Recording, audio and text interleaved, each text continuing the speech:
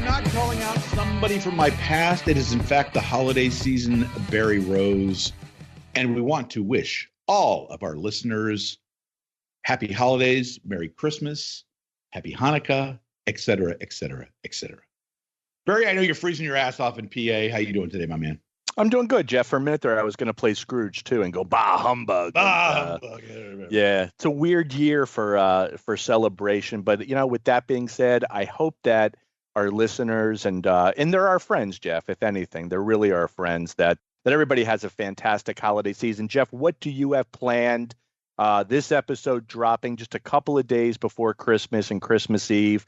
Give us the full rundown on what the Bowdren family is going to be doing over the holiday season.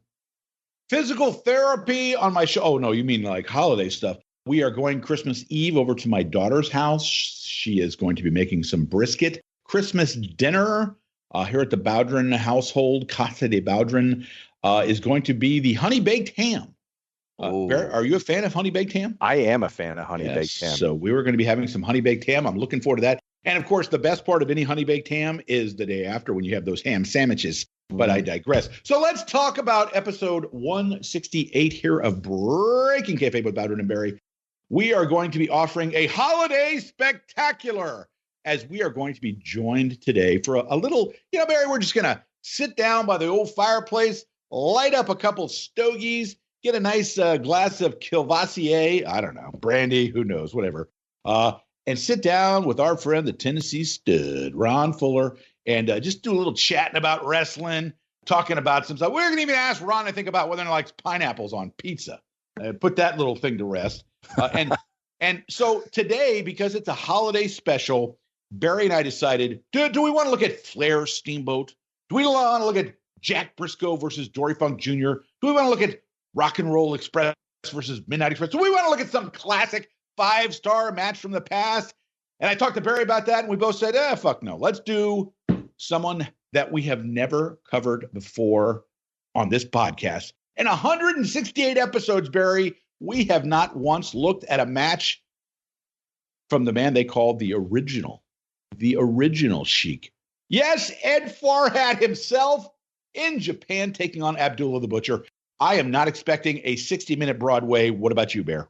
No, I think that's the beauty of it, too, is that this is going to be about 10 minutes or so, roughly exactly. Right around there. That's including the intros. Exactly.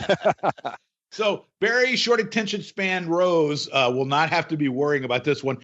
Maybe next week we'll throw in a jumbo versus a 10-room match that goes 60 minutes, and Barry will really have to keep copious notes. So we are going to 1980 as the Sheik takes on Abdullah the Butcher, as they used to say on Championship Wrestling from Florida, Abdullah the Butcher. And we're going to be taking a look at that match. It's a good, fun brawl. We're going to be talking a little bit about the Sheik and about Abby. I'm going to be offering some thoughts from a friend of the show, Fumi Saito, Japanese wrestling historian who I reached out to. Going to be talking about a documentary that was recommended that's currently playing on HBO that I cannot recommend highly enough. And it might be a little bit of a surprise for some of you out there. So, Barry, I'm also going to mention before we get started, just want to say for the record, Barry, what did you have for lunch yesterday? May I ask? Yeah, absolutely. I had 2 hot dogs and French fries yesterday. Okay, that's an incorrect answer because the correct answer should have been a little Lou Malnati's pizza, because that's what I had, my man. Yeah, the boys from the Midwest. There's a Breaking Kayfabe round of applause for you guys because I was able to enjoy a nice Chicago deep dish style pie. And it was really good stuff. And so I want to throw out some thanks to my guys, Spiker and Zaha and Brandon New. And didn't we do this last week? Didn't we? No, but I hadn't got the pizza by then. Oh, okay. I got the pizza, so now I got to offer my mea culpa. All right, go ahead. Yes. So who am I forgetting? Do you know? So Chris Spiker, Travis Raines. We mentioned them already. Go ahead. Aaron Grafton. I didn't mention Grafton. David Jordan. Brandon New. Was it Jeremy Marshall? I believe was also. Might have been. Thank you. Yeah, it's fantastic though, wasn't it? Wasn't the pizza amazing? I gotta say, yeah. I was thinking, we're gonna get basically a glorified frozen pizza. Not at all. The crust still nice and firm. Good solid crust. And I had the. So did you get 2 of them or 1? I got 2. And have you ate them both yet, or just one? I've eaten. They were both gone in one sitting between me and both kids. Yes. Really? Okay. So we polished off the sausage pizza yesterday. My wife, with the daughter and her friend yesterday. Bearing, are you a fan of hard candy?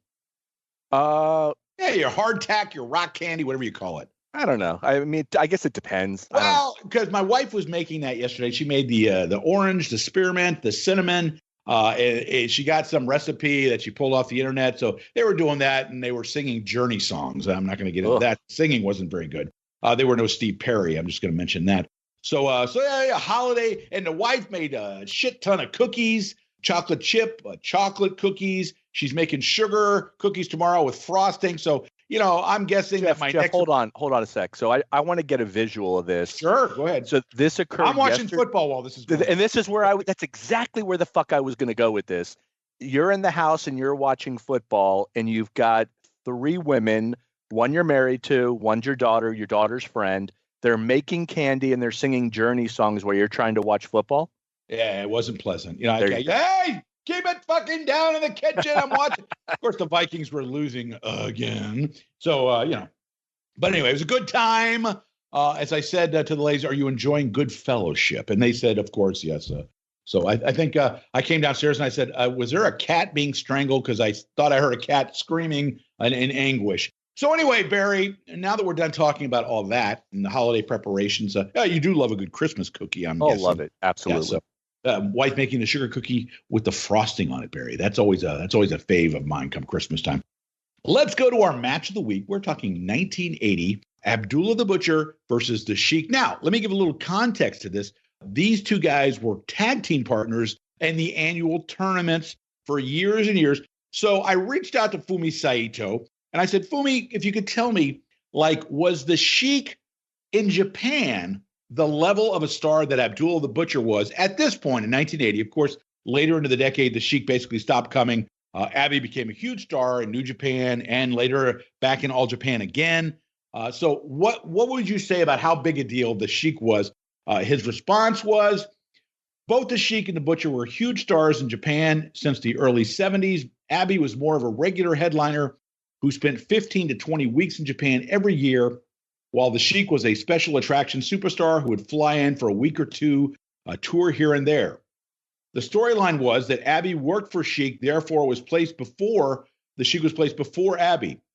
When this team broke up, both guys stayed heel, which was an interesting twist. The Japanese wrestler who sided with, I believe, Abby was Torque Kamada, and it was Kentaro Oki, a.k.a. Kim Il from South Korea, a huge star from the 60s and 70s. He was the number 3 student in the Ricky Dozan dojo behind Baba and Inoki.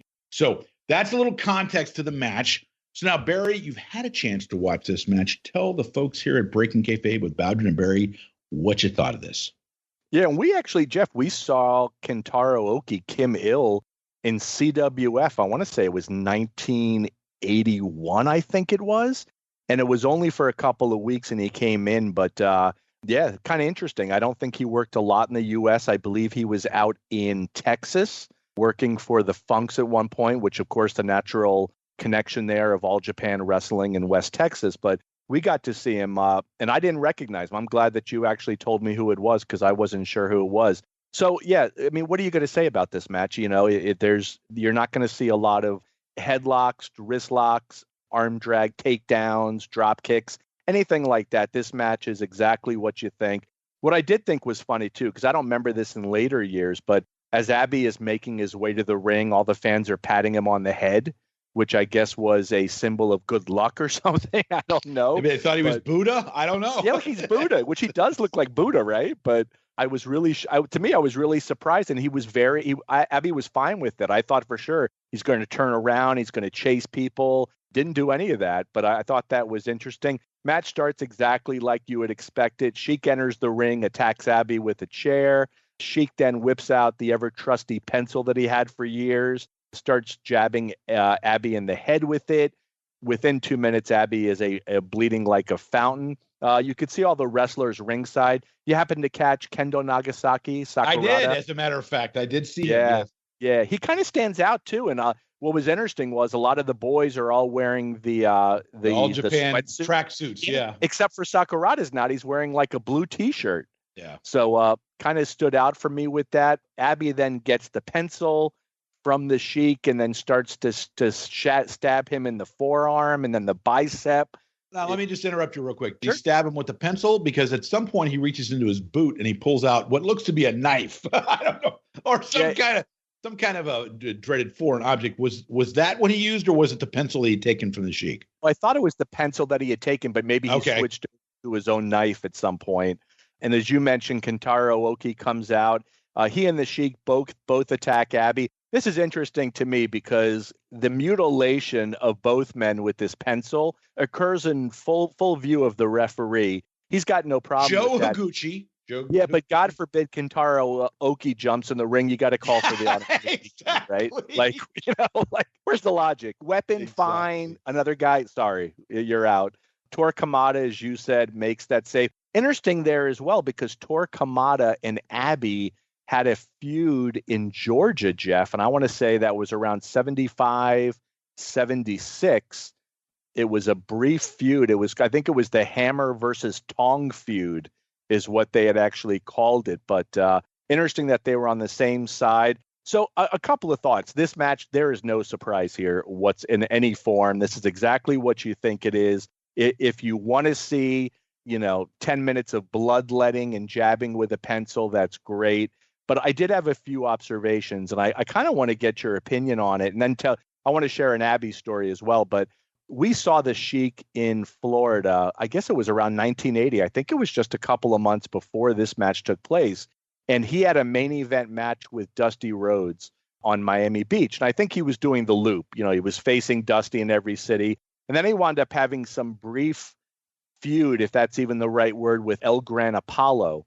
And El Gran Apollo, I sometimes wonder, a lot's been made about El Gran Apollo physically. Looked like $1 million, good looking kid, built like, just tall.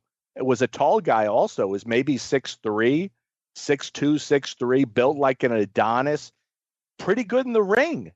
But I believe that there were issues outside, and it makes me wonder, of all people that you could have fed to the Sheik, I wonder what Apollo had done that they decided to feed him to the Sheik. But the match with Dusty went about literally the Sheik's in the ring. Dusty comes to the ring. The Sheik jumps him. It's 3 minutes. There's a lot of blood. I believe it went to a double DQ and the match is over. And that was the main event that night. It was a big letdown. Again, probably what we should have expected, right? It's the Sheik. But at the same time, a 3-minute main event is really, at least in my opinion, that's a great middle finger to people who have bought tickets in any form. So it made me wonder. And Jeff, we grew up watching Florida. You saw Georgia in your time in Georgia. But what if we had grown up in, let's say, Detroit or one of the surrounding cities, or maybe even Toronto, where the Sheik was a headliner for many years?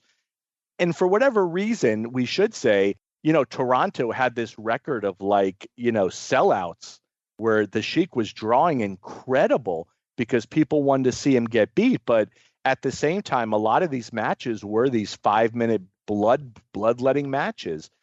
I don't think in hindsight, after watching a promotion like Florida, we could take any promotion. You could take the Carolinas, Georgia, wherever. Could you have transitioned? Let's say, so why don't we do that? Why don't we say, Jeff, you grew up watching Florida. You saw these great main events. You got screwed occasionally, as I just mentioned, and your family decides to pick up and move, and you're going to Detroit, and now you're going to go see matches at the Cobo. What would have been your reaction to seeing, a 50-year-old man with limited mobility just doing a blood gimmick and nothing else? Do you think that would have been okay in your eyes? Do you think you would have enjoyed that? Or do you think you would have been like, man, this really fucking sucks? I think I probably would have been okay with it for a while, just because you have to understand, anybody that grew up in the 70s that was a fan of not just the After magazines, the stuff like Wrestling Review, The Ring, the ones that Lou Sahadi put out, those wrestling magazines, the Sheik was portrayed maybe only on a level of Bruno as far as being a big deal. I mean, he was. How many main event or how many covers do you think the Sheik was on wrestling magazines during the 70s? I mean, tons. So this would have been a case where you would have gone to the match. Yeah, the main event was 5 minutes, but you would have seen 5 minutes of complete mayhem and brawling all over the building. And at first, you'd have been like, wow, that was kind of cool.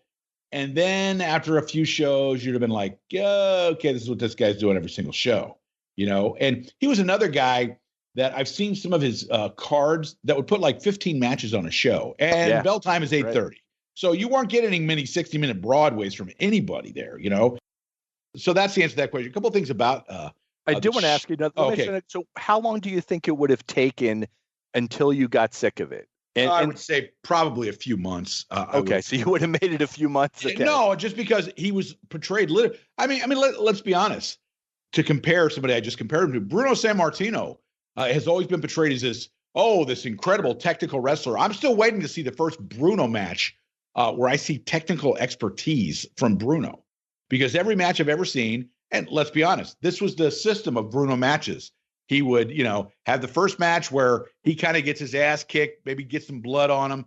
The middle match where Bruno gets his revenge but gets disqualified. And then the third match was the best of, of the 2 or 3. That's where Bruno gets his revenge and gets the pinfall or the submission clean in the middle. And they worked that system for the better part of 10 or 15 years in New York and Philadelphia and Boston, and it was tremendously successful. But, if you're somebody that grew up watching, Jack Briscoe and Dory Funk Jr. and the likes of those guys, and you go up to New York, that's because, I got to be honest with you, every time John McAdam posts a card from a WWF event, in what's the place that John used to go to in Massachusetts? Witchies, yeah. And he'll say, "Whoa, this is a strong card." And I'm looking at an 8-match card, and there's maybe 2 matches that I go, maybe, maybe 2. And sometimes it's just the headline, and I sit there and go, "That poor guy. What, boy, I bet he wishes he grew up in Florida." So if I moved up to the WWF, I guarantee you, after seeing a few Bruno main events where that's exactly what happens,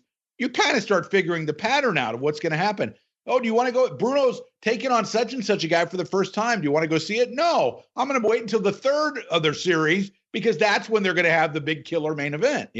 That's the one where Bruno's going to be working a little bit harder, let's say. Well, there was a similar pattern with Dusty in the state of Florida. Sure. You have your first match, and then, it's a screw job, it's a DQ.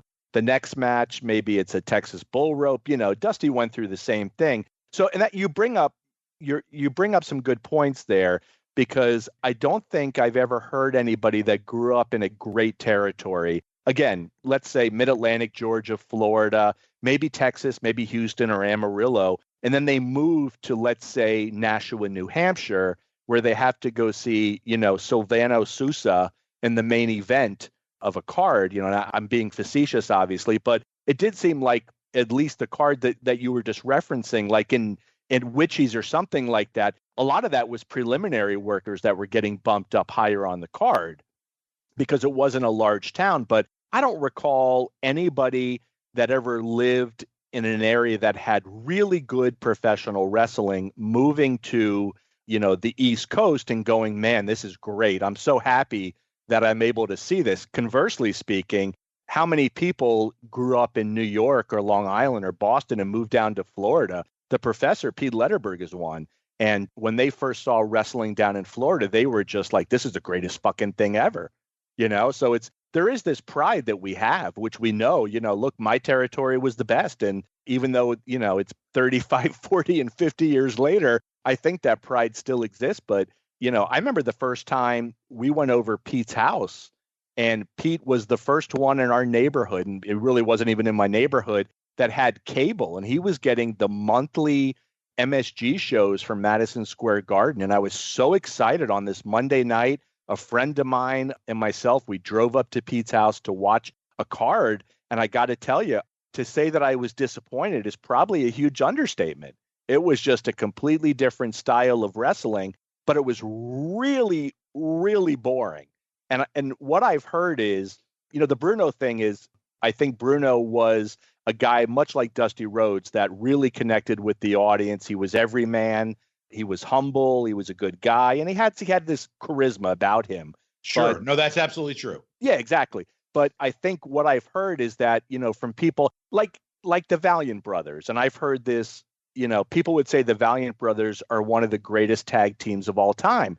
Well, I got to tell you, and I want to say that they are, but I also want to be really honest, and I don't see it. And hopefully I get people who disagree with me so we can lead this into a conversation. But I saw the Valiant brothers wrestle not only up in New York, whether it was, and I don't think I ever saw them live in New York, but I would have seen them through the magic of either cable television or videotape. But they were down in Florida. We saw them at the Orange Bowl show, but they also came and worked a few matches. And I got to tell you, their style did not translate. It and I hate to say this, it came off as too phony when they came down. Johnny especially was just, whatever he was doing, his style didn't translate to Florida, and they didn't get over. And Johnny, after the Valiant brothers broke up, Johnny came down, Jeff, in 1980 as a singles.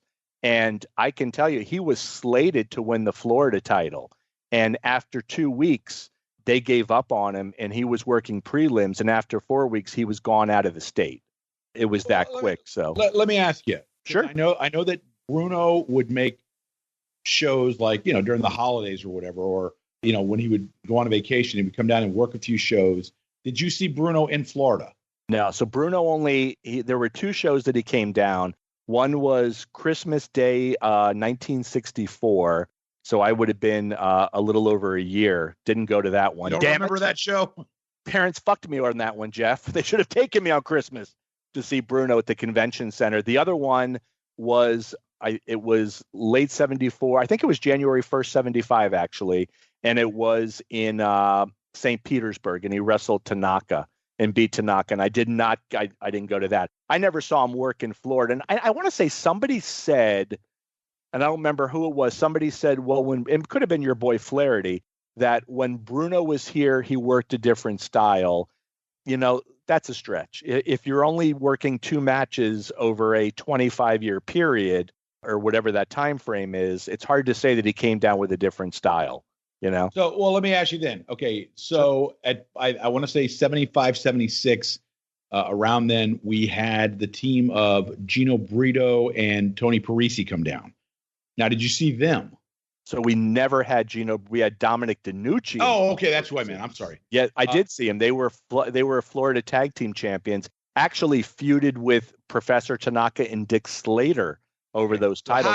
How did they come off wrestling in the Florida rings? So you got to remember, I'm going off of what a 10-year-old sees when he sits ringside, 10 or 11-year-old, and I think they were fine. I don't remember anything positive or negative, but I remember liking Parisi and not thinking as much about DiNucci. But again, I was a kid. I don't know. I think the reaction was fine. I mean, I think, and that's the base. Not what I think. At the end of the day, how does a crowd react to guys in the ring? A 10-year-old Barry Rose wasn't looking over at a slightly older Pete Letterberg and going, Kiese, good Zerker. Yeah, okay. We had Kenny Chastain next to us, right?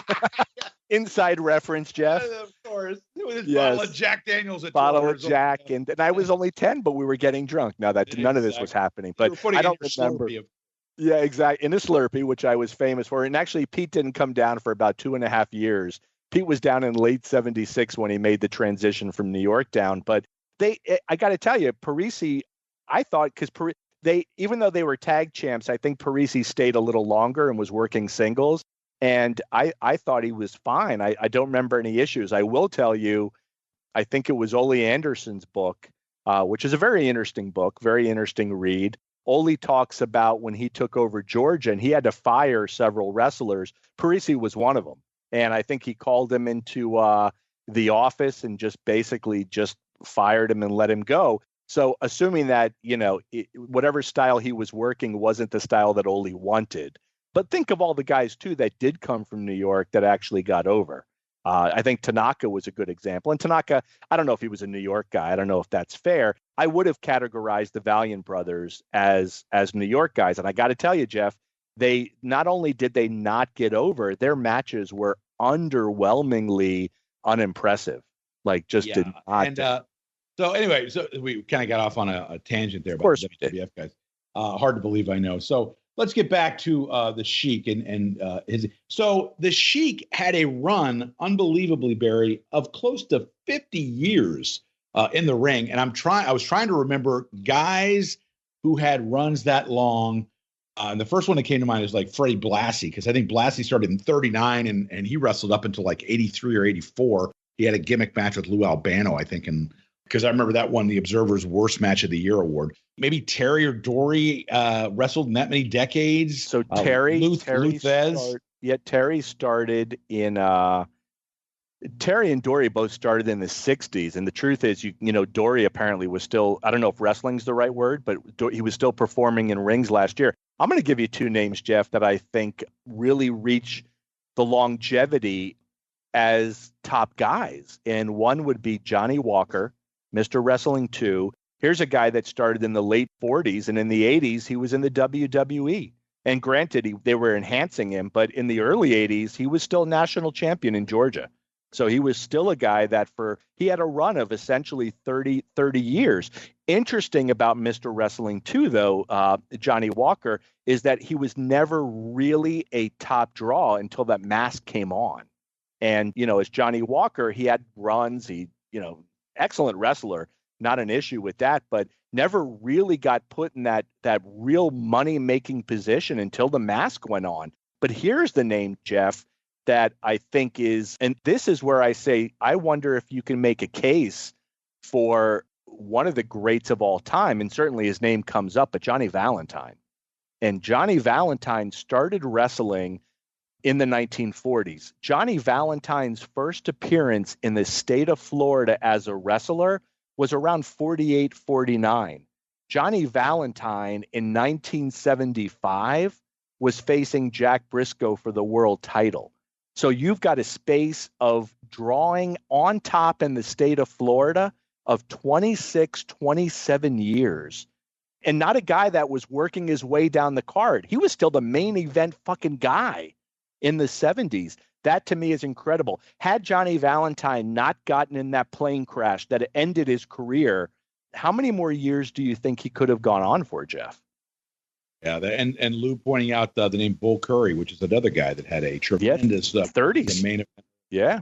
He may have been the guy that originated the whole concept of what we now call extreme wrestling, with the chairs and the tables and all that kind of stuff.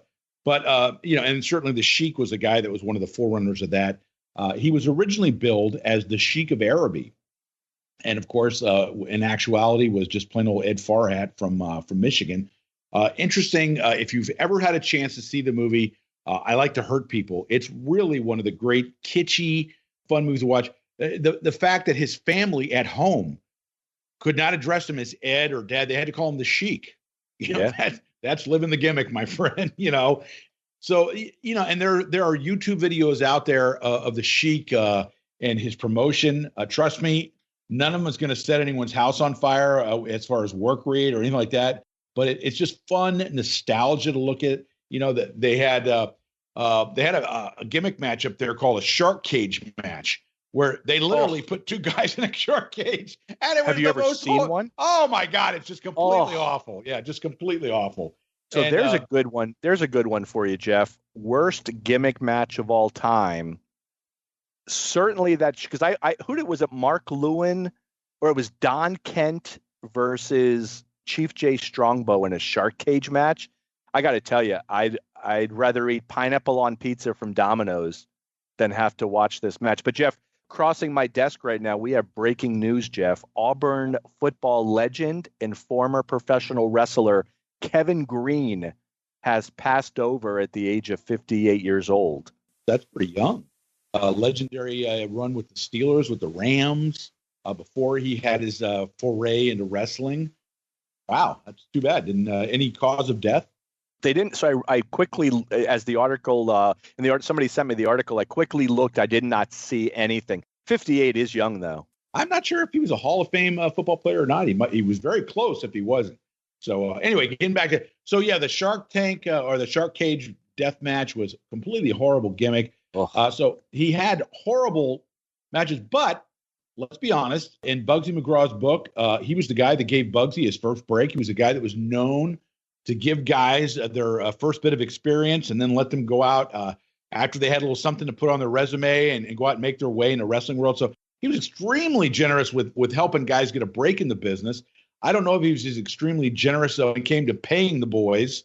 He was extremely generous paying himself, whether that was deserved or not, because he all made promoters aren't they? Yeah, he made a ton of fucking money. There's no question about that. Yeah, Jerry Jarrett comes to mind when you say that. Jerry Jarrett, I'll have a multi-room mansion on a hill. You enjoy the pork and beans. Yes, and the can of tuna fish. Yes, exactly. And I remember, as far as Abdullah the Butcher goes, I remember the first time as I was just getting exposed to the business, Dave Meltzer put out his Who's Who in Pro Wrestling book. Do you remember that? Still have it, I think. Yeah, so do I. And I remember I'm leafing through it. And one of the great things about the Who's Who book was this is the first time I'd seen photos from the Japanese magazines. And the Japanese magazines were well known. They'd have pictures of guys outside the ring. And, it would be a more humanizing portrayal of the guys. You'd have Hulk Hogan at home or Ric Flair at home. And to me, it made it more interesting. And then you get matches that weren't covered in the After magazines or Wrestling Review, like photos of stuff like, because there were territories that, let's be honest, they really didn't cover as well as they did the New York promote, up in New York. So you'd see like Ted DiBiase in Houston or Ted DiBiase in New Orleans in an action shot. And that was kind of cool. But as I'm scanning through the Who's Who, and just for those of you that aren't familiar with that, because I know we do have some younger fans, the Who's Who book that Meltzer put out came out I want to say 86, late in the year in 86, maybe early 87. And it gave depending on the guy, it would give maybe couple paragraphs, maybe 2-3 paragraphs on their career. It would list major titles they had won. It would talk about, last year in the Observer voting, he was ranked number 22 in the world. He won Best Babyface, and then they would talk about maybe like who trained him, and and give Dave's quick synopsis. This guy he's a great gimmick, but he's not known as a strong worker. That kind of thing. And it would give what Dave, at least at the time, thought was their real name. Of course, there was a few. I remember he messed up on Ivan Koloff's name. He put Ivan Koloff's real name as Red McNulty, right. which was one of Ivan's original gimmicks, but it wasn't his real name. But so anyway, so I get to Abdullah the Butcher, and I'm looking and I'm reading about Abdullah the Butcher, and I see that his name is Larry Shreve.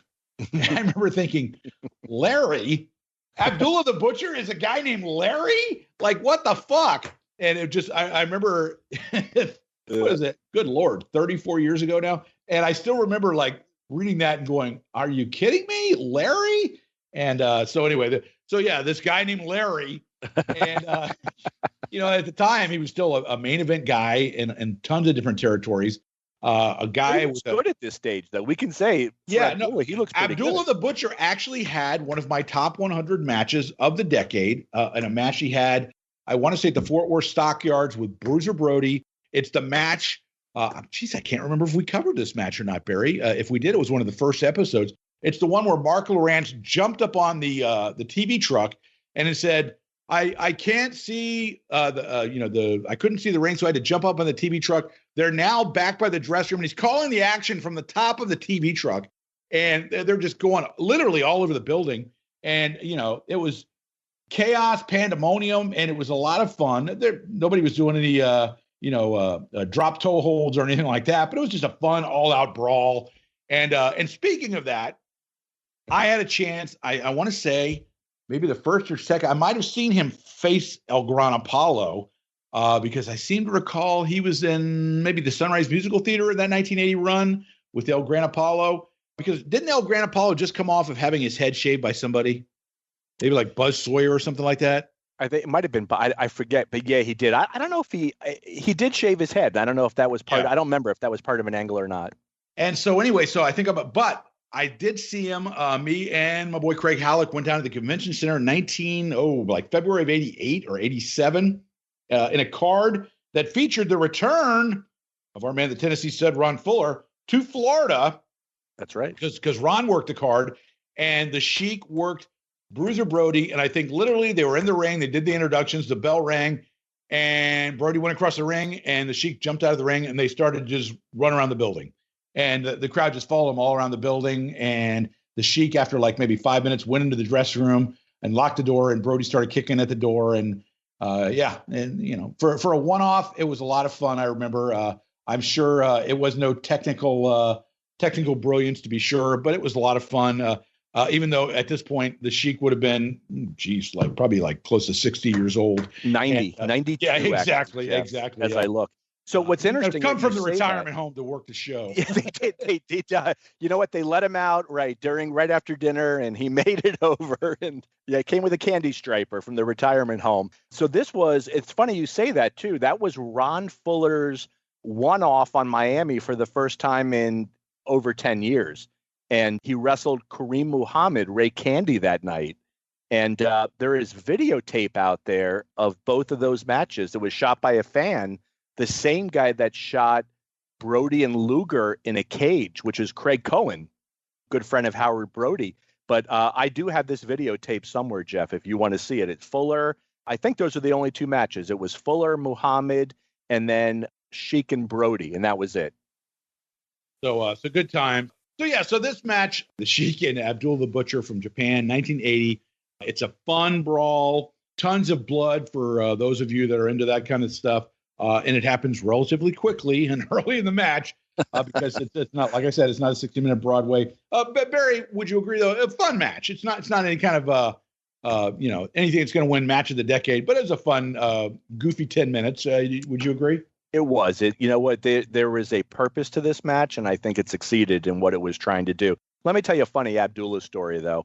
Abdullah is, as you know, is probably everybody knows, he's the ultimate carny. He is. No.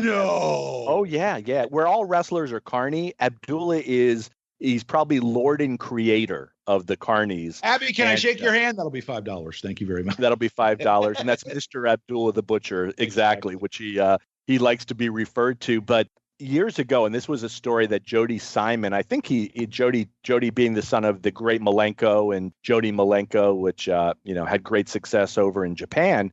But he told this story, and I believe he told it publicly.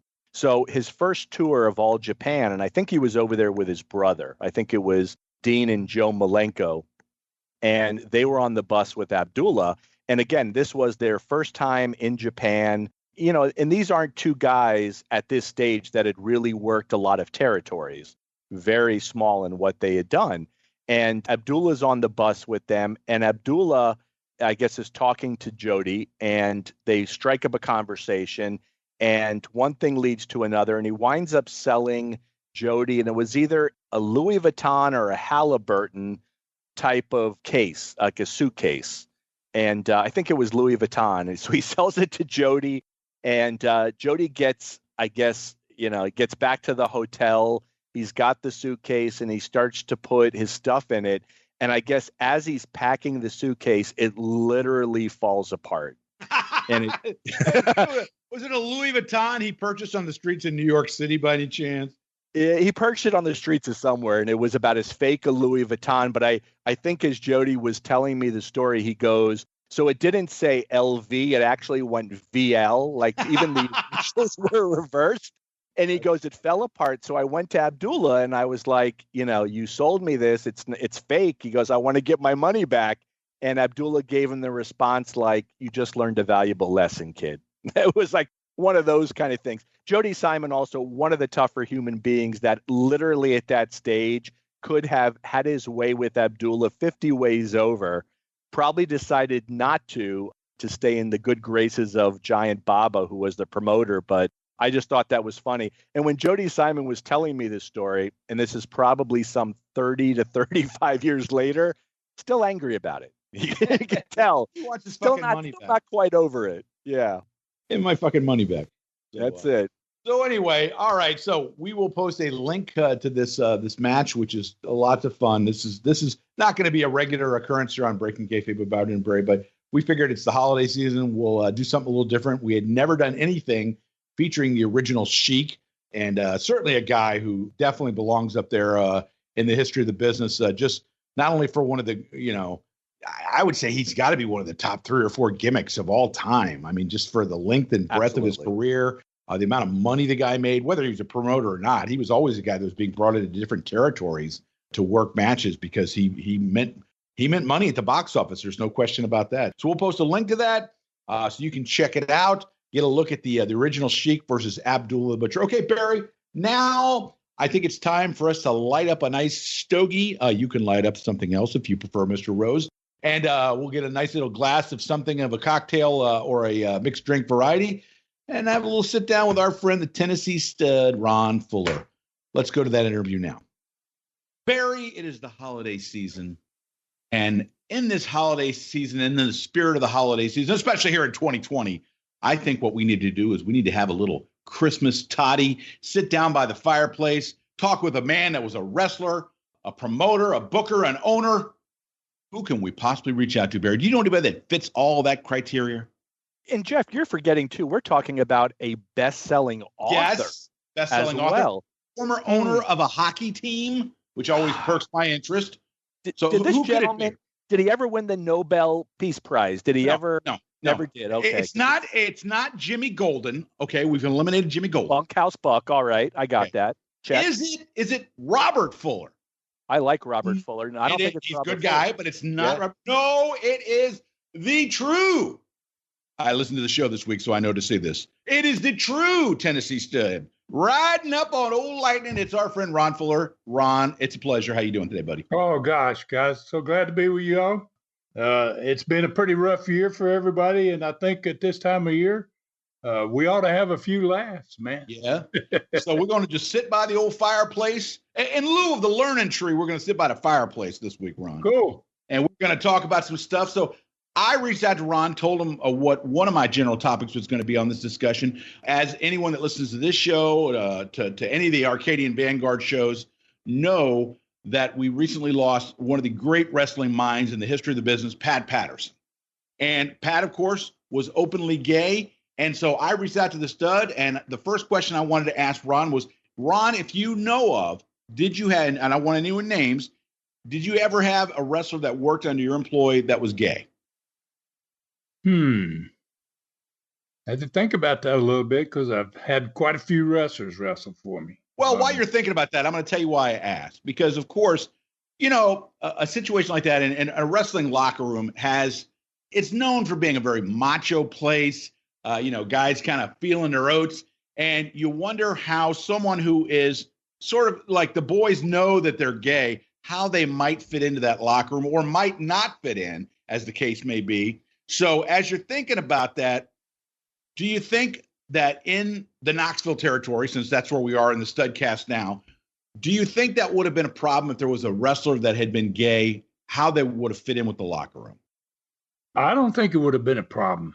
I never had a problem with gays. They're just like everybody else. They have a place here too. I don't think so. I think it would have a lot to do maybe with how the guy at the top, how the owner, or how the guy, the booker, some of the people that are in charge there, how they handle it. And I think the boys in the business kind of watched for telltale signs of how to treat people. And a lot of wrestlers had pretty broad opinions, but they didn't express them that often.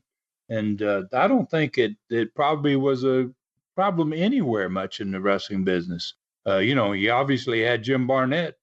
He kind of set the pace and they set the tone for a lot of young wrestlers that came through, and a lot of other guys with how you treat those type of people. And I guess I don't think it would have been a problem. Well, I guess, and I don't mean to interrupt you. Is it a case of, well, certainly in the case of Pat Patterson, who was out in California for years making money, or Jim Barnett, where he promoted, whether it's Australia or in Georgia, he had a history of making money. Is it just like anybody else? If, whether you're red, black, blue, green, whatever, if you're making the promotion money, your position's pretty safe in the company. Yeah, absolutely. I mean, and he was a tremendously talented wrestler. I mean, you'd be honored to have him in your crew, because of his ability. And I got to thank you and Barry, for I had the opportunity to meet him. I never met him until I think it was the last fall, not this past fall, but the fall before, when my brother and I did one of your programs, and he was there. I had an opportunity to go I actually went down and he sat down at the end of the room, and I made a point of going and introducing myself to him because I respected what he had done in wrestling enough that I wanted to meet him, and I was impressed with his attitude and with his personality. I wasn't surprised a bit with him being the type of guy he was and what he accomplished. Yeah, and that was a question that I was going to ask you if your paths had ever crossed before. But one guy that you did work with, I believe, in Continental was Chris Colt. And Chris was, I think he was maybe the first openly gay wrestler. I know a lot of people do credit Pat, but even as a kid, I think we had heard that Chris was was openly gay. Did that ever present an issue? And I realized when it came to Chris that, I don't think his sexuality was ever an issue. I know that he was a wild man on every other level, but, what was it like having Chris in a locker room? Great. I mean, you wouldn't, there was no way anybody would have had any idea he was any different than anybody else. Then, I assume if a guy that is of that persuasion is in your dressing room and he's making the advances or he's doing something wrong, obviously the booker would certainly tap him on the shoulder and take him off to the side and have a conversation with him. And, I believe that it would make it difficult for him. I think Chris fit in really, really well. Never had any problem. Never had anybody say anything about it. Wrestlers they think well of pretty much everybody. And sometimes we're in a difficult sport and a lot of bad people in wrestling, tough people, but, not a lot of bad people, So, Chris fit in very well. You would have never had any idea that he was that way. So let me ask you, I'm going to take it sort of in a slightly different direction, but with the same general topic. So what about when you have a wrestler, and I know you did in Continental, you had Adrian Street there. And Adrian Street did an effeminate gimmick, but of course he was well known as a terrific shooter and not somebody certainly to be trifled with at all. But when you have a gimmick like that, I'm just strictly talking about his gimmick. Is that something that the guys have a problem working with? Or is it, again, a case of, well, if we're making money, I'm happy with it? Oh, the guys if you were making money, they were happy with it. And when we did a lot of things with Adrian that really pushed his gimmick for him, it helped him push his gimmick. Gosh, we had Wendell Cooley. Wendell Cooley is a great athlete, good looking guy, a tremendous wrestler, a young guy. And he worked the program with Adrian. And oh, gosh, toward the end of the program, Adrian whacked him around, and I think Linda hit him in the head with something, and he went down, and Adrian put a dress on him and put lipstick on his face. And I mean, we did some pretty crazy things. We let Adrian do his thing, and Adrian, I'm not so sure about Adrian, to be honest with you. Sometimes, I mean, Adrian always he would always mess with me a lot. He would come and find me in the dressing room, getting dressed to go to the ring or whatever, and he'd walk up by me and he'd run his hand down my leg and he'd say, "Oh, you're looking so good, Ron." And I mean, I was never sure about Adrian, but obviously Linda, Adrian, it was a gimmick for Adrian, and he worked it tremendously well. And he worked it in the dressing room. He's one of those guys that, he did it from the time he arrived to the time he left the building. It was his personality when it came time to perform. Well, I know, Ron, when you had Adrian on your Super Stud cast, there was the story, and it's a very famous picture in wrestling history where he went in full gimmick to where his dad worked in the coal mines in Wales. Yeah. And the look on the faces of the guys in the coal mines and Adrian standing there by his dad and his full gimmick regalia. And, it just shows you that the guy was not afraid to live that gimmick. That's for sure. He loved it. I think it became part of who Adrian was. And, sometimes I was a little concerned that, hey, maybe it's more than just a gimmick, but, he was that good at it. And yeah, you're right. I mean, that is a classic picture with him and his father and all those coal miners with their faces all dirty, standing back there looking at him. Adrian is a unique individual, a great person. I love Adrian Street. I love his wife too, Linda. She's a great person too. And I was truly honored to have him work for me. But I will tell you this about Adrian. The first time I ever saw Adrian is he wanted to come into the territory. I had never talked to him or anything, and he sent a message to me, and he said, I want to send a tape and let you see the video. And so we were in a television studio in Dothan, Alabama's WTVY, where we recorded wrestling. And I took the tape up, and it was about a 4-minute tape. And before the show ever started, and there was a production people, there was probably 6 or 8 production people around. And, I said, hey, I want to see this tape. Can you put it on there? I want to check this guy out. And wow, you would have been amazed at that studio lit up, man, that control room. They were like, God, Ron, who is this? Where is this guy from? And, I said, hey, he's from England, man. He's from across the big pond, man. He was doing exactly what he meant to do, which was to provoke a reaction. Absolutely. And boy, did he get it. I mean, what happened in that control room had a big bearing on me bringing him in. I saw those guys light up. They were like, wow, look at this guy. And then once I saw him make some wrestling moves, I was like, oh boy.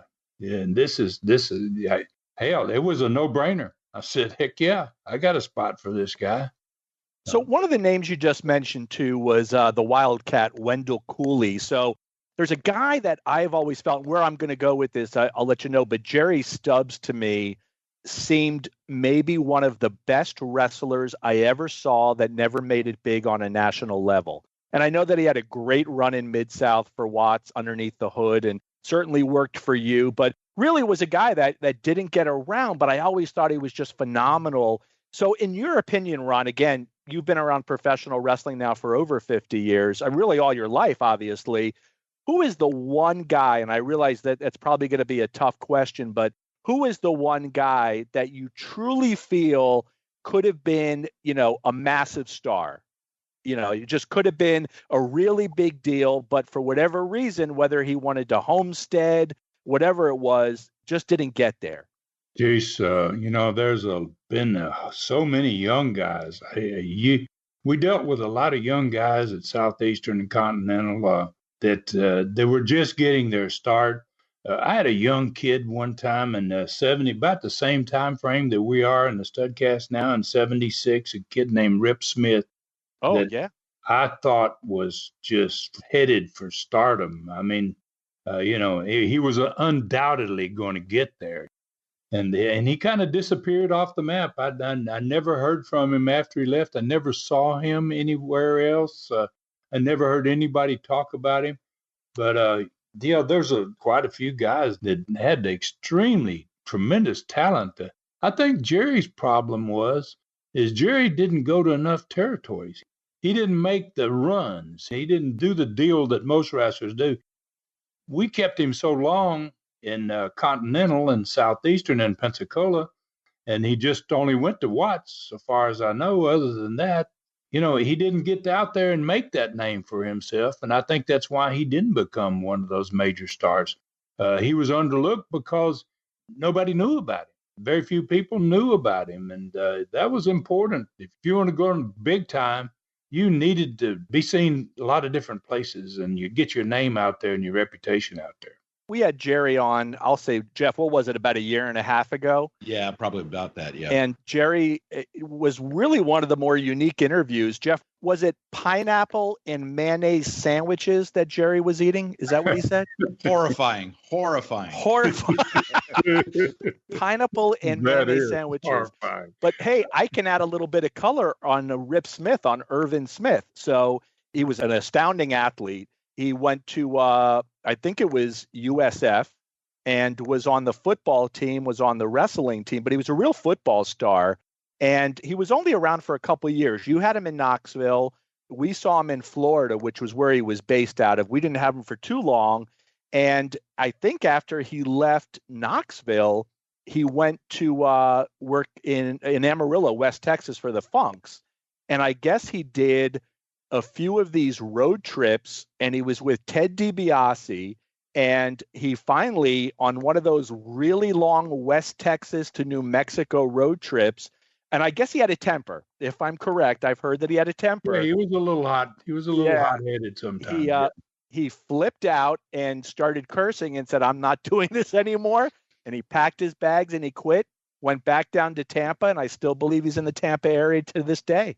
I'll be darned. See, I knew he disappeared, and I couldn't figure out why I've never heard of Rip anymore. I mean, the kid had tremendous talent, and he was obviously a great athlete. He was in that Paul Orndorff, same type of, same category as Orndorff, I thought.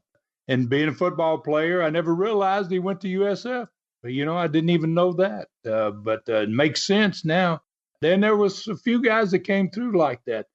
Sylvester Ritter came to me in just about the same time frame we're in now, 76. He's actually probably going to show up in 77. And he was, to me, like, wow, this guy's got it, And we were, because Knoxville in that part of the country, it didn't have a lot of blacks that lived in that area. It didn't make sense to have a great black. We had Norvell.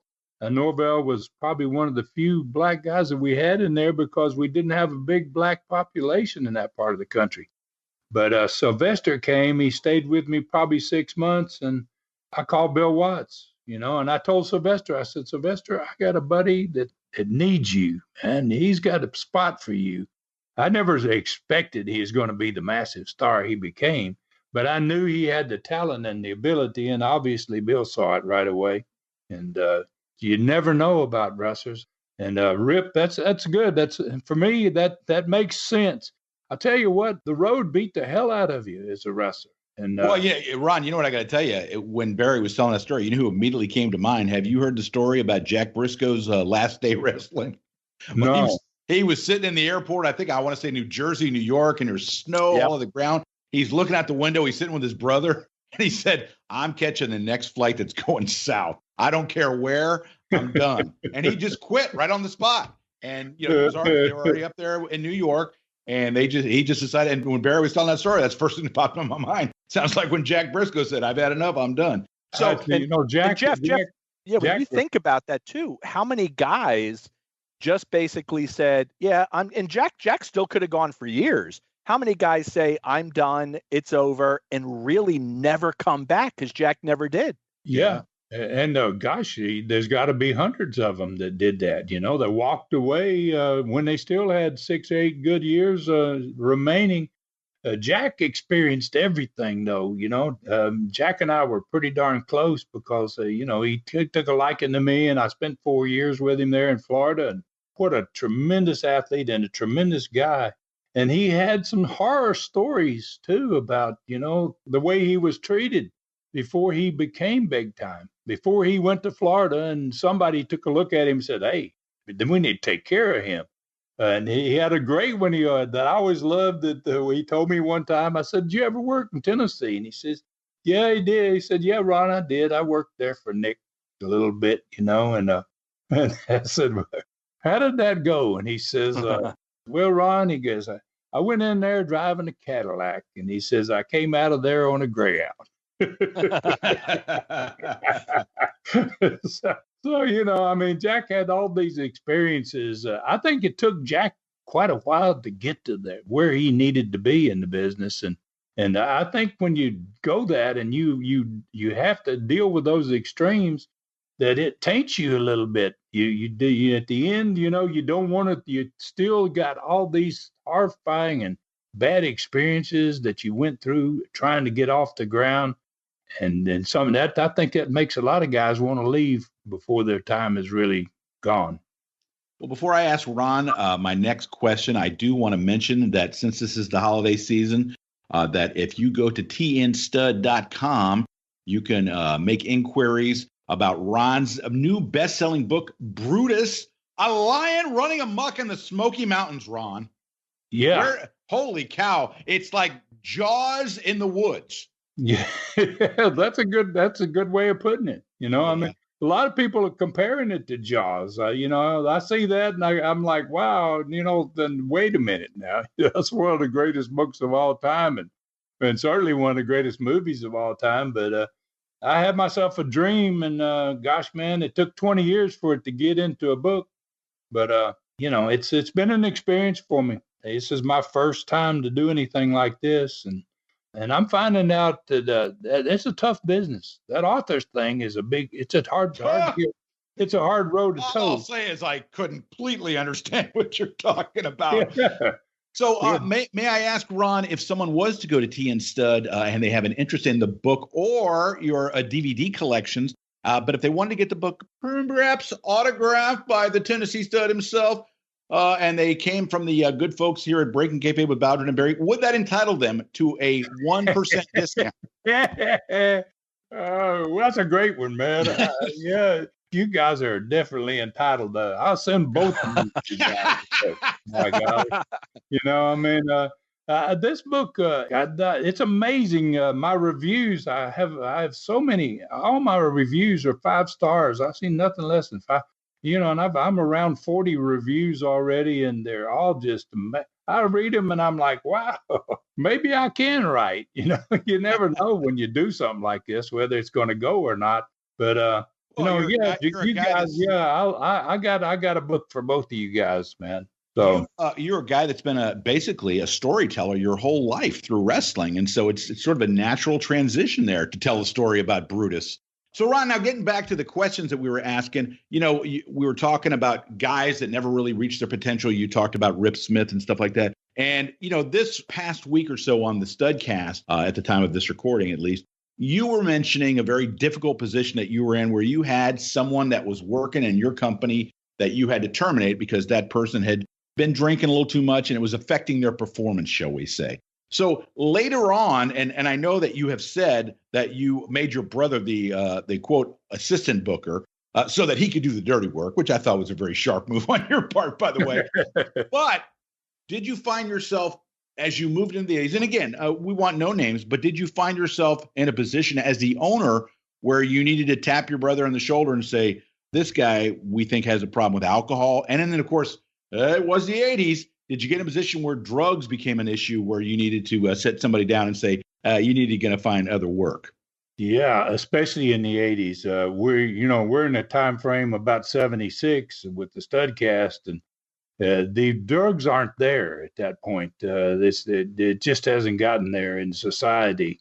And we didn't have that much. It was drinking, man. There was a few, pill poppers. But some of those guys were way back in the 50s. My dad dealt with some of that with Mario Galento and guys like that way, way back. But in the 80s, it was a pretty much common problem. But Rob was no longer the key man back at that point in the 80s. That job went to Bob Armstrong. I like a mannequin. Yeah. So when Rob kind of worked, and he did his trial and tribulations with me, and then me saying, Rob, that guy's got to go, and Rob, you got to talk to that guy. Then about 1980, early in 1980s, when we got into Pensacola, then Bob became my Rob. My Rob became Bob, and boy, Bob handled it great. I mean, Bob was really, about that. It was strictly business with Bob, and he was really on top of that. I mean, when I turned him on to, having a conversation with the guy, he really took care of it in a way that old Marine in him came out. Oh my goodness, man! And he had guys saluting him. Semper Fi. Yes, sir. He's like, yes, sir, Bob. He was great. What a wonderful guy Bob was. Oh my gosh, I miss him so badly. He was just a tremendous, tremendous guy, and a role model if there ever was one. Yeah, we talk. This is something we talk about, and it's, I guess, sadly, we've been talking about this frequently. But as we lose our heroes, it becomes very difficult. And certainly we're all getting older. It's all natural. But at the same time, I know for myself, a lot of times, like being able to interact with you or Jerry Briscoe or Steve Kern, it makes me a kid again. And even though technically, legally, I guess I'm not a kid, I do become that, 14-year-old kid inside by this interaction. So it does become really difficult as we start to lose our heroes as they get older. So when I look at that, and I was going to say to you, whose death in the last few years has affected you the most? But I think you may have already answered that question. Oh, yeah. I mean, and I've lost a lot of friends and a lot of guys that worked with me and for me. But gosh, man, Bob Armstrong was, to me, he was everything that a man, a real man should be. And wow, I just I had such tremendous respect for him. He raised 4 sons that were just magnificent athletes. Credit to the sport, every darn one of them. And Bob was just it really did. It is. I don't go to funerals. It's pretty. I guess it's sad. I shouldn't be even admit it probably, but I didn't go to Eddie Graham's funeral. I didn't go to Dusty Rhodes' funeral. It's very, very difficult for me to deal with that. But I went to Bob's funeral. In fact, I gotta say, and I know this sounds bad, but he's the only wrestler's funeral I ever went to. We had a great relationship, he and I, and he did a great job, like Rob did, man. When I said, "Hey, Bob, you need to take care of this. It's business," and boy, he was right on it, and I miss him. But we lose them so fast nowadays. It's ridiculous. I mean, just like one on top of another, and you find out about one, and 3 days later you hear about another one, and it's just sad. It's a sad deal. Well, let me ask you, getting back to something you recently discussed on the Studcast, where you were talking about having to bring the person in and to terminate them because their drinking was getting to be a problem. So I'm curious, as a promoter, and you want to stay in the good stead of your fellow promoters, especially at that point in the NWA. So this particular person, let's just say they want to go, I don't know, whether it's a different part of Tennessee, they want to go to the Carolinas, Florida, wherever, Portland, and they want to get a recommendation for the promoter that's going out there, or the promoter says, say this individual wants to go to Portland. I'm just going to pull a name out of my hat there. And Don Owen calls you up and says, Ron, this guy wants to come in. What can you tell me about him? He's a good guy, good worker, hard worker. What can you tell him? Now, are you obligated, since you're part of the NWA, to sit there and say, well, there's something you need to know? Or do you kind of say, I'll let that guy find out on his own? I've always been the type of guy that I would have to level with Don. Yeah. I would, you couldn't stand up for guys that couldn't stand up for themselves. And I just felt like, this particular guy, and I think he got the picture when I had the discussion with him. I don't think he would have ever asked for a recommendation from me, after that. And that, boy, that really was an affecting thing for me. I'm 28 years old at that point, and this guy's considerably older than me at this time. And, and he's been a big star when I was in Florida with him. And, he was the man. And, it was a bad experience for me as a much younger guy, and now in a position of owning a company to have to handle business, that particular kind of business, wasn't a good thing. But we parted friends. In fact, we had some great matches in the last 6 weeks that he was in the territory. Tremendous matches. Gotcha. So we discussed, at the earlier part of the conversation, we discussed what the locker room could be like. So I'm going to go in maybe a different direction right now, Ron. So on the days when the Tennessee Stud was single, which towns in the state of Florida would you say may have had the most attractive women? And I asked that because when I was younger, I guess, that's a given. But when I was younger, I traveled the state to see wrestling a few times. And especially I was 17, 18 years old. So I was, hormones were raging. I was totally out of my mind. So I would actually pay attention. As opposed to now. Well, it's actually worse now, Jeff, right, to be honest. But I would notice, I would notice the difference between, say, Miami Beach and Fort Lauderdale. And then I was in Lakeland and St. Pete and et cetera. Was there a specific city that you might have looked around and you might have said, wow, there are some absolute, I realize the whole state had beautiful women, but might there have been a specific city that you might have looked at and said, wow, there are just drop dead gorgeous women here? I got it. I'd have to go back a little further than that, Barry. Actually, I was married the entire time I was in Florida. I got married just before I came to Florida, and started in Florida, and I was married when I left Florida. But I got a real good look at Florida women when I went to the University of Miami. And I was like you, man. I had the raging. I was wow. The raging what? The what? I'll give you an idea. I was so into the women that I went to Clemson my freshman year, and they had 8,000 guys and 800 girls, and I transferred after the first year because there was no women, right?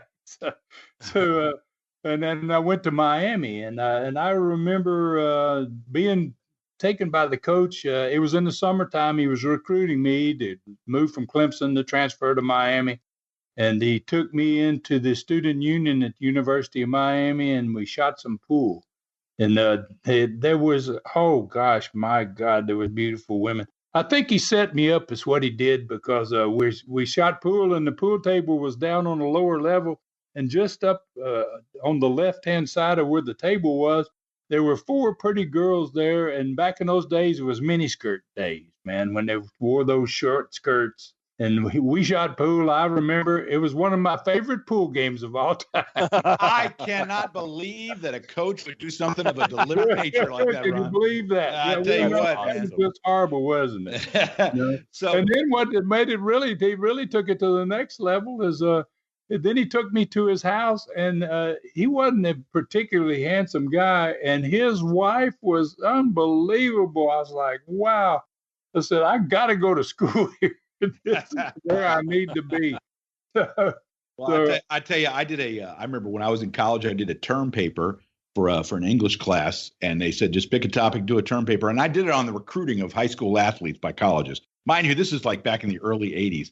And there was an article I found that, and I know this is going to come as a stunning development to you, that at the University of Florida, they had these women that were called Gator Getters. And they were assigned to the pool room, much like the ladies you mentioned, Ron, and their responsibility was to bring those recruits into the fold, if you know what I'm talking about. Oh, I'm telling you, man, and that was going on back in those days too. I was there from 67 to 70, and wow, gosh, man, I mean, and they were everywhere, and they used them. They, hey, you're here. You're going to be here for a weekend. You brought in recruits, and they would send the recruits to some of the players, and they really liked me because I had a lot of women, right? And they would say, Ron, hook him up, hook this kid up, hook that kid up, right? And so I was like, well, okay, guys, if that's what you want. So recruiting, that must have been a great paper, man, because having been recruited out of high school, there's a lot of things that go on there. I wouldn't have, but speaking of recruiting, I would have never gone to Clemson if I had gone there. I went and visited on a weekend, and it was spring break, so there's nobody on campus, and so I never asked about, well, are the males and the females equally divided in number here? I didn't get to that type of thing. Because there was nobody on campus. So I really got cheated when I got recruited by Clemson. I wish I'd have gone on a different week, man. Well, listen, Ron, I got, we're going to start wrapping up here soon. I have one more wrestling related question, and then I got 2 quick ones before you go. You're talking about wrestlers that never quite reach their potential and such like that. And you think about the fact that there is just a little bit, maybe 10 years younger than you. There's like a whole generation that basically is gone because they worked that national schedule for the WWE, and whether it was just life on the road that broke those guys down, the travel, the injuries from working so many cities. Yeah, these guys were working schedules where they go from Los Angeles to Boston, then back to Dallas, like in a 3-day period. And it was just insane, as opposed to the travel schedule you talk about that you had in Knoxville was so much easier. And it was something that the boys really appreciated, was they were making good money, putting money in their pocket, and they weren't killing themselves on the schedule. So, like when you were talking about that, of course, you don't even have to mention like somebody like BA, Brad Armstrong, but then the guys that fell victim to all those other vices on the road, a guy that you work, that worked for you, Buddy Landell, was a tremendous talent that just fell victim to life on the road and all the things that ensue therein, A great example of how that worked, and this is my brother. I mean, he went through this. I mean, he survived the territory days. He went to WCW. He ended up in WWE, and he absolutely hated it. The schedule for those guys that you're talking about, that age group, was just absolutely murderous. He just said, "Ron, it's just horrible." I mean, he couldn't. He just never had anything good to say about all that travel, and I can understand that. Having done some of that in '73 and '74 when I was going to St. Louis a lot, and I was just going to one town. I can't imagine what it was like to do it on a daily basis. And you're right, we probably lost a lot of good talent, disappeared because they couldn't take it, and that's got to be a harder life than. You being home every night is amazing for wrestlers.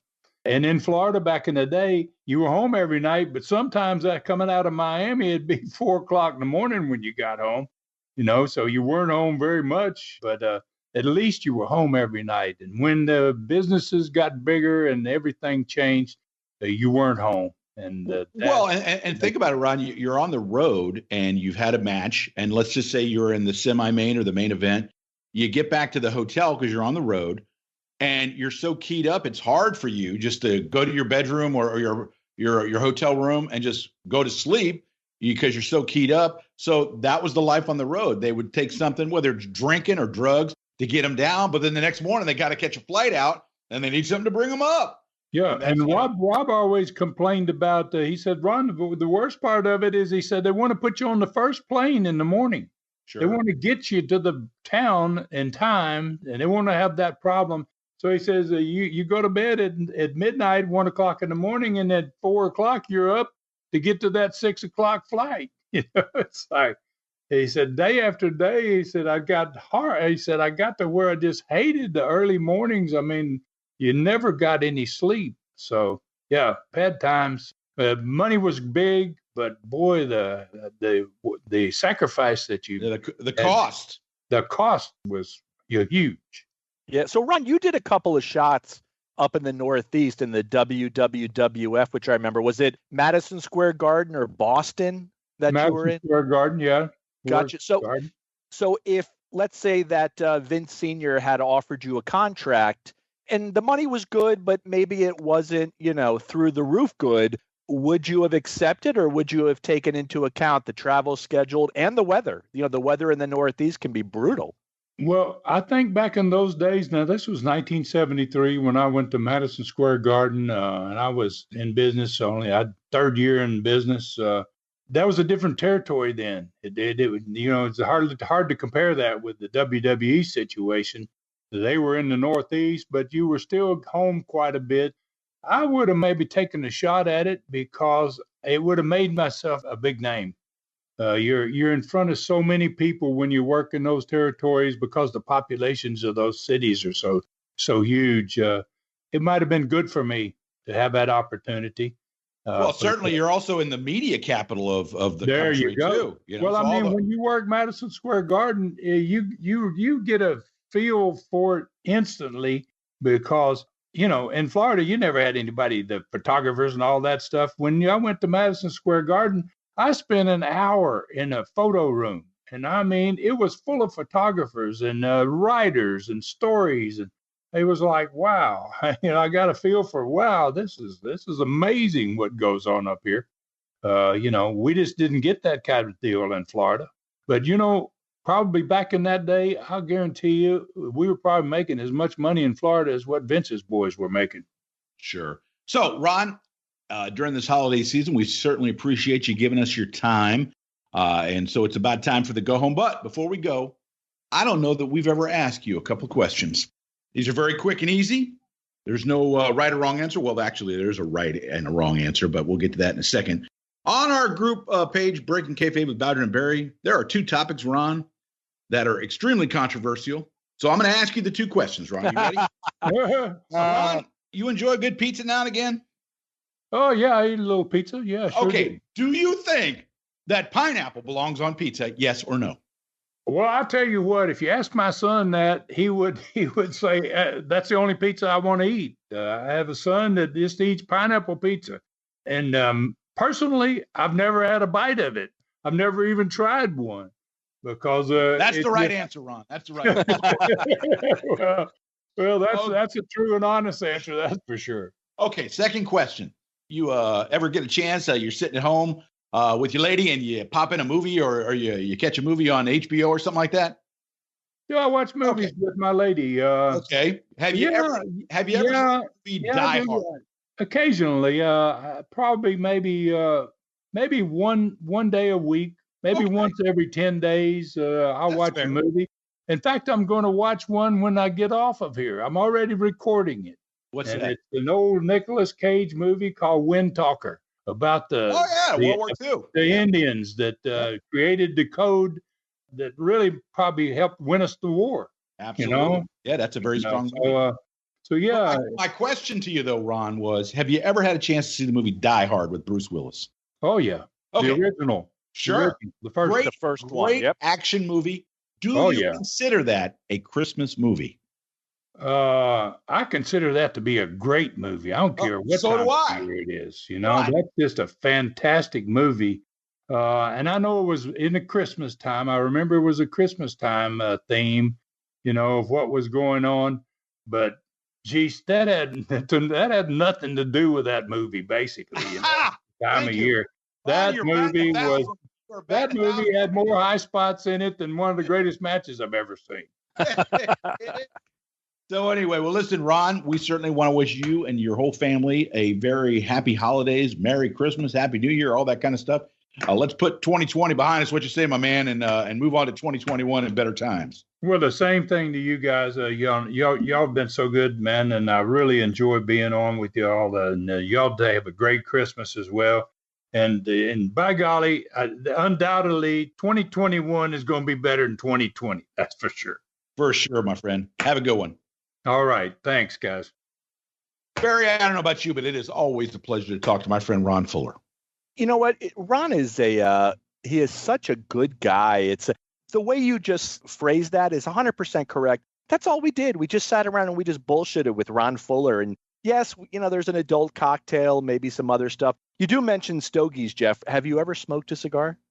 I believe I did one time and got sick. Yeah. I did. I think I did twice and I didn't get sick, but I wish I would have gotten sick. If you can smoke cigars and you enjoy them, more power to you. Cause I don't get as that. I recall, it was not a Cuban. It might've been might have been from Ecuador or something like that.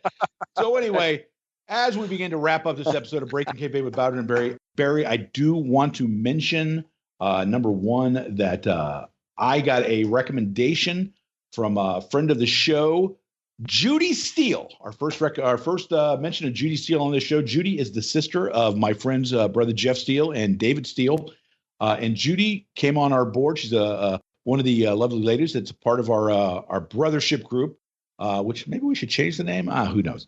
But anyway, Judy recommended that we check out this movie on HBO, a documentary called How Can You Mend a Broken Heart? The Story of the Bee Gees. I had a chance to watch it. And Barry, I know you have not had a chance to watch it yet. It is absolutely fantastic. You do not have to be any kind of fanboy for the Bee Gees. You can hate the Bee Gees. And this is a compelling story because it talks about how these guys, they started performing like when Barry was like 11 and Robin and Maurice, the two twins, were like maybe 6 or 7, for God's sake. They were on stage singing 3-part harmonies and stuff like that. It's absolutely amazing. They go over to England They sing. They do the song. I want to say, "How Can You Mend a Broken Heart" is one. Maybe Massachusetts is another. But they have a career where by I want to say 68, maybe 69, they're a pretty big deal in England. I almost said Japan. In England, and a well-known singing group. They kind of have a schism in the group. The brothers start feuding with one another. They kind of hit the proverbial skids in the music industry, which that's not a good thing in the music industry. They go a few years, then they pop back up around 75, and they have a couple of pretty decent hits, top 40 stuff, nothing like mega success. And then, of course, the monolith known as Saturday Night Fever comes about. They are asked to contribute some songs. They contribute like 5 songs, which are just massive, massive top 5 hits. And then, of course, it's funny. Whenever you have that kind of success, there's always the backlash of the people that start hating you because you're that successful, and they never, ever want to hear another Bee Gees song again. So they begin writing songs for other groups. They wrote for Dionne Warwick, for Barbra Streisand. Good Lord, their brother, Andy, their younger brother, who died tragically young, they did a bunch of songs for him that were top 5 hits. And so it's a really interesting look at their career. As I was telling Barry and our producer Lou before we started recording, the sad thing is that Barry is the only one left now. And as I was watching the end of this HBO documentary, it struck me a little bit like Barry has become what Kevin Von Erich is. He's the last of the remaining famous brothers. And the last thing that Barry says is that he would give all of the success up if he could have his brothers back. And, it really touches you and grabs you in the throat. It's very heartfelt and sentimental. Go home to the show. But if you get a chance, How Can You Mend a Broken Heart is on HBO now. Barry, I hope if you get a chance, you will avail yourself the opportunity, because it's well worth a couple hours of your time. I absolutely would see it too. And with the Bee Gees too, we should say too, they're Australian. Yes. But Miami was their home for years. I mean, they were part of the Miami and South Florida landscape for years. So I always felt that the Bee Gees were local guys, because they certainly were at that stage. And Saturday Night Fever was such a juggernaut that how many of those songs that they performed were top 10 or number 1 hits, right? Yeah. It was just like an endless stream of songs that they had. So I absolutely will see it. I did pop though, Jeff. You sent me a text and you said we have a Ralph Rennick sighting in the Bee Gees documentary. And if you grew up in Florida or spent any time in the 1970s and maybe even the early 80s in South Florida, Ralph Rennick was the Walter Cronkite. Or Cronkite. This is what happened when we have cocktails with the Tennessee Stud, right? Yes, of course. Yeah. But he was the Walter. Party of 4, Cartwright. Cartwright. I yell Cartwright, but my name's Costanza. That's right. I yell Cartwright.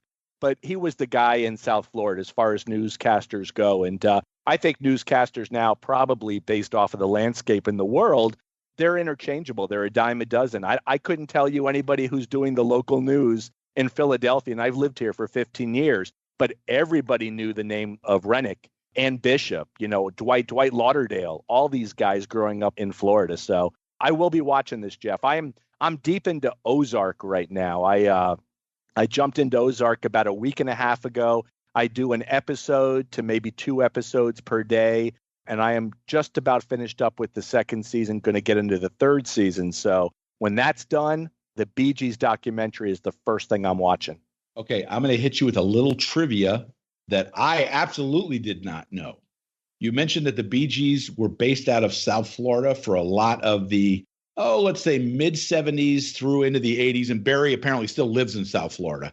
So who was the guy who convinced the Bee Gees to come down to South Florida and record the music for their album before Saturday Night Fever, because he thought it would make for a good setting and he thought they'd get some positive musical inspiration before they started recording the album? What famous artist, I will say, that has been mentioned within the last 5 episodes here on Breaking Kayfabe, convinced the Bee Gees to move to South Florida? Eric Clapton. Yes. And I saw that. Was that a guess, or did you know that? So can I tell you that Sure. They recorded one of their albums at his house in Golden Beach? So yes, that's how I knew. 461 Ocean Boulevard. That's where they stayed. There you go. That's where they stayed while they were at Criteria Studios, I think it's called. And so Eric Clapton is the reason the Bee Gees were on Saturday Night Fever. So you can give him credit or blame, whichever you feel like you need to do. So anyway, as we get ready to go, I do want to make one mention of something Barry and I discussed without getting too maudlin or too sentimental. You know, for most people, the holiday season is a season of, your family and you get together, you have good times and good remembrances. But let's remember that there are also people that struggle during the holiday seasons for one reason or the next. And so we want to say that, as Barry and I are want to say, that the brothership is a group that, it's a community effort. And, we had somebody recently on the group talk about some struggles they were going through. And I was very, very happy to see that, must have been 30 people reached out and said, look, if you need to talk about what you're going through, please don't hesitate to reach out to me. I'm happy to talk with you and just listen. And so for those of you that are celebrating the holidays and happy that you're here, like me, after the year I've had, Barry, there are those that are like that. There are also those that struggle, that are going through personal issues. And we want to let you people know that we are with you. We feel for you. We are here for you. And so do not hesitate to reach out to either Barry, myself, Lou, or anybody in the brothership if you're having a bad day. And so that being said, Barry, I will wish you, sir, a happy holidays. And anything else before we do the go home, my friend? No, Jeff. So next week we have a. That's right. Yes, we got an action-packed show, right? We have a special announcement of a guest that's going to be with us. A guest, Barry. I will just do this as a lead-in. A guest that has been at one of the CWF Legends Fan Fest. Was it the first or second one, Barry? It was the first one, Jeff. Okay. Yep. So why don't you, with a little Tiffany, little drum roll, announce to our audience who we will have on the show next week? Absolutely. We will be having, Jeff, a guest. It's a female. It is somebody that has never done a podcast interview or had a conversation on a podcast ever. We are getting the podcast virginity of Lady Maxine, Mad Maxine. She has recently, over the last couple of years, written a book. It's now available via Amazon, or you can contact her directly. But it's a book about her training with the Great Moolah. Or the Fabulous Moolah. Yeah, the Great Moolah, Fabulous Moolah. That's it. It was the Fabulous Moolah and the Great Muda. I think they cross-trained her. Yeah, exactly. But crusty old Moolah. Yeah. But yeah, she and she's not the biggest fan, but this was a fun conversation, and we're very excited that she's going to be joining us next week. Yeah, and I will tell you that this is not somebody who is just a trailer park schlum that got into wrestling. This woman is smart. She has what she worked on a genome project.